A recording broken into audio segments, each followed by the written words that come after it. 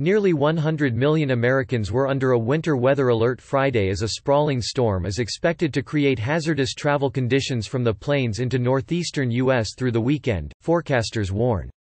Already Friday, a plane slid off a taxiway at Kansas City International Airport due to icy conditions that also forced the closure of schools, universities and government offices in many areas. Delta Airlines A319 was taxiing from the terminal Friday morning when the nose wheel dropped off the taxiway pavement. Officials said there are no known injuries on that flight. Forecasters posted a blizzard warning for parts of the upper Midwest as the storm began to gather steam. In South Dakota and Minnesota, dozens of schools canceled classes Friday ahead of snowfall expected during the day. In Kansas, Governor Laura Kelly closed state offices in the Topeka area, urging people to stay safe and warm, exercise caution and allow road crews to do their job. The combination of snow and high winds will cause whiteout conditions and substantial drifting, AccuWeather said. Travel will be difficult to impossible, the Weather Service office in Sioux Falls, South Dakota, warned. Some of the heaviest snow will fall Friday and Friday night in the Dakotas, Minnesota, Wisconsin and Michigan, AccuWeather said, possibly piling up to a foot in some areas. The storm should cause a fairly widespread area of travel difficulty over the central U.S. by Friday night, with very slippery roads and locally poor visibility, the Weather Service said.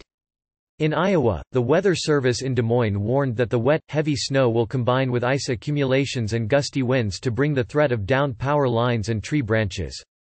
Freezing rain is also expected from the southern plains into the mid-Mississippi Valley and the mid-Atlantic region, the Weather Service said. By Saturday, moderate to heavy snow is expected in portions of Pennsylvania, New York and much of New England. A foot of snow or more could pile up in parts of the central Appalachians and New England.